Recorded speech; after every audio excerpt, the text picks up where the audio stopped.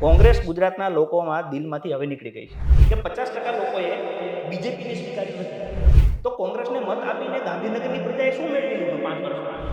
હું આ વખતે ગાંધીનગરની જનતાને અપીલ કરું છું, તમે આ વખતે આમ આદમી પાર્ટી પર ભરોસો કરો. 2021માં ગાંધીનગરમાં મહાનગરપાલિકાની ચૂંટણી થઈ.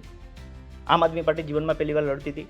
પહેલા ધડાકે 22% મત મળ્યા, કોંગ્રેસને મળ્યા 28% અને બીજેપીને મળ્યા 46%. એટલે આપણને એવું થાય કે આમ આદમી પાર્ટી આવી એટલે બીજેપીને ફાયદો થયો. હું એવું કહું છું, તો બીજેપી કરતાં તો કોંગ્રેસ કેટલા વર્ષો જૂનું હતું ને, તો કોંગ્રેસે 46% કેમ ના લઈ, એ કેમ 28 આવી? ને એક મિનિટ મારી વાત પૂરી કરું. કોંગ્રેસ ગુજરાતના લોકોમાં દિલમાંથી હવે નીકળી ગઈ છે. એ ક્યારેય ઊભી થવાની નથી, ગમે એટલા ધમપછાડા કરે. એનું કારણ આપું તમને. આમ આદમી પાર્ટીને 22% મત મળ્યા અને 1 કોર્પોરેટર મળ્યો. 28માં કોંગ્રેસને 2 કોર્પોરેટર મળ્યા અને 46માં બીજેપીને 41 મળ્યા. 44માંથી 41 એટલે સંપૂર્ણ બહુમતી કહેવાય ને. છતાંય કોંગ્રેસના જીતેલા 2 કોર્પોરેટર ભાજપમાં જતા રહ્યા. હું એવું કહું છું કે 50% લોકોએ બીજેપીને સ્વીકાર્યું નથી. 28 ને 22 એટલે 50%. 46% બીજેપીને સ્વીકાર્યા.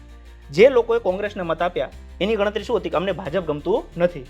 તો કોંગ્રેસને મત આપીને ગાંધીનગરની પ્રજાએ શું મેળવી લીધું 5 વર્ષમાં? એના માટે કોંગ્રેસના એક સિંગલ કોઈ વ્યક્તિએ એક અરજી ક્યાં કરી હોય તો કયો, તો તમારા મતનું મૂલ્ય 28% ખરેખર તો 0 થઈ ગયું.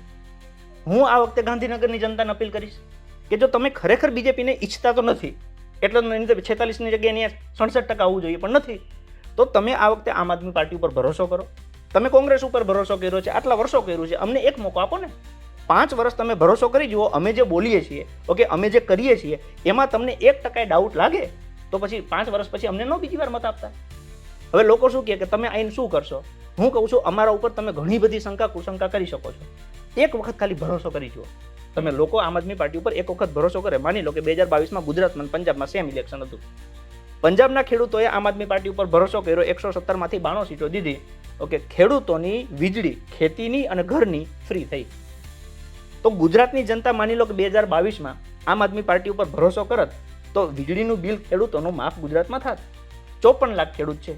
હું વધારે નથી કહેતો, વર્ષે ખાલી 10,000 રૂપિયાનું લાઇટ બિલ બચી ગયું હોત તો એના 50,000 રૂપિયાનો તો 5 વર્ષે ફાયદો થયો હોત.